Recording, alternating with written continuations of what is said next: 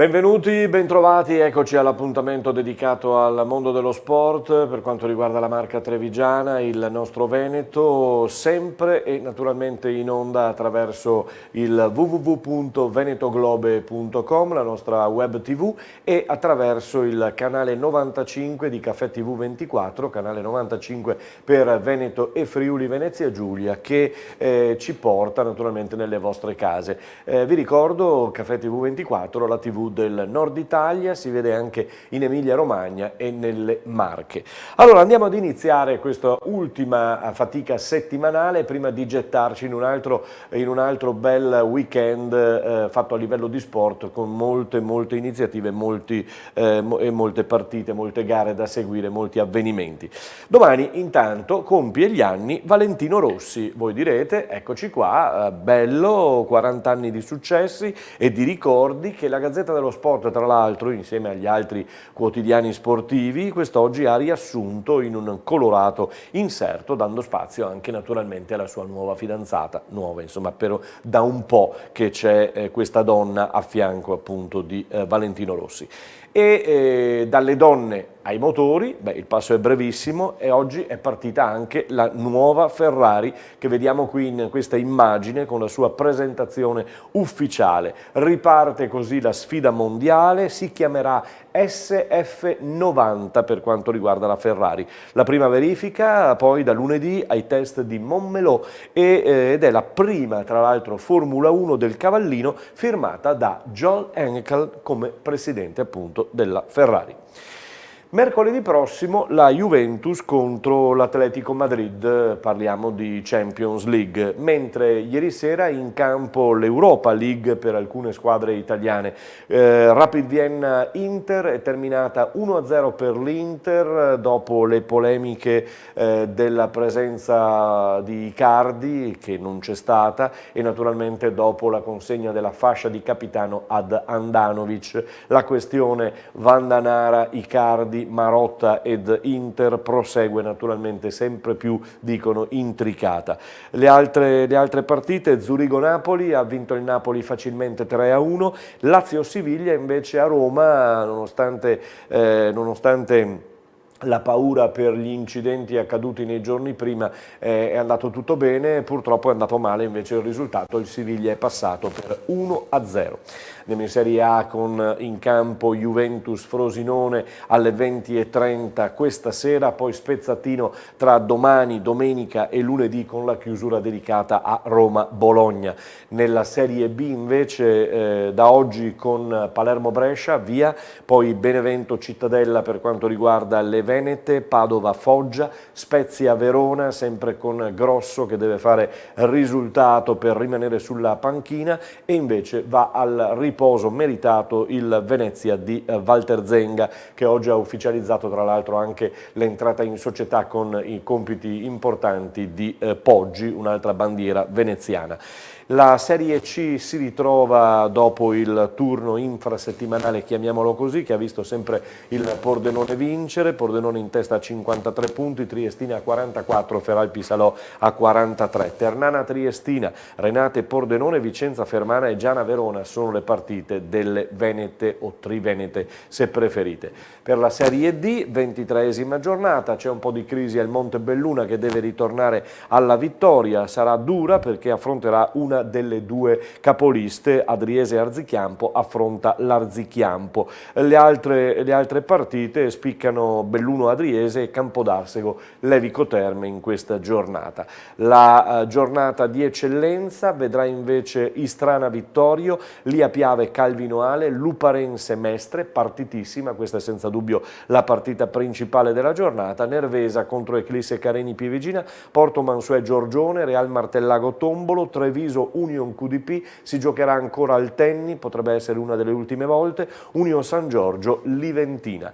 Nella promozione sono arrivati i 3 punti per il Portogruaro, che è ritornato quindi in vetta alla classifica, un Portogruaro che domenica sarà a Fontanelle contro il Fontanelle, Conegliano in casa contro il Cornuda Crocetta, Iulia Sagittaria Favaro, Vedelago Lois Spresiano, Fossalta Opitergina, Noventa Prodeco Montello, Vazzola Villorba, Città di Caorle, ZTLL Sinistra Piave. La lotta è tutta tra Portogruaro e Prodeco Montello. L'Opitergina è fuori dai playoff perché sono 15 punti di distacco.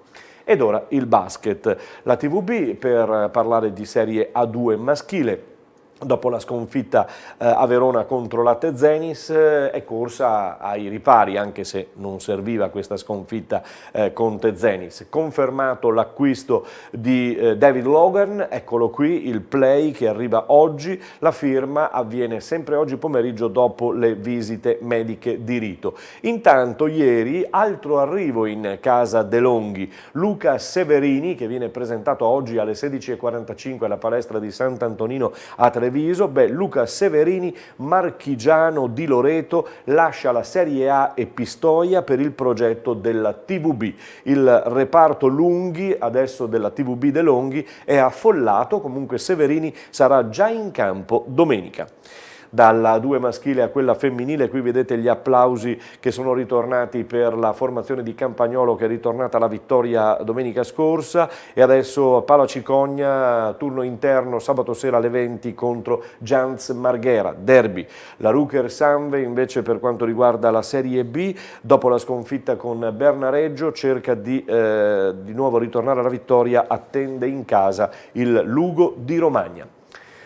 Pallavolo femminile con Limoco che naturalmente guarda a Filottrano sabato sera alle 20:30 al Palaverde, ma guarda soprattutto a mercoledì alla partita con Scandicci, dentro o fuori per quanto riguarda la Champions, con finali confermate in quella di Berlino nel mese di maggio. Andiamo a sentire le parole e le dichiarazioni di Valentina Tirozzi al termine della gara contro Chieri, vittoriosa per 3-0, dove Valentina tra l'altro ha fatto una bellissima partita, una gran bella partita. Vai.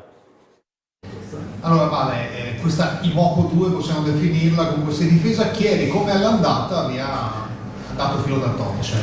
Beh, Chieri è una squadra che è in cerca di punti con chiunque, per cui ci aspettavamo una squadra quantomeno battagliera, ci avrebbe provato, lo sapevamo, ha comunque attaccanti buoni e quindi sapevamo di dover aggredire fin da subito, qualunque fosse stata la formazione. Noi abbiamo una rosa veramente competitiva dal primo all'ultimo giocatore, lo dimostriamo ogni partita e questo è importante anche dare respiro a chi ha giocato di più fino a questo momento, perché ci aspettano nuovi periodi molto intensi, per cui bene così direi. Non abbiamo ancora il tabellino, però in attacco insomma bella gara per te. Ma sì, guardiamo la gara dal punto di vista generale, però sicuramente possiamo dire che è andata abbastanza bene, si può fare sempre meglio, però bene dai, quello che serviva l'abbiamo fatto, diciamo così.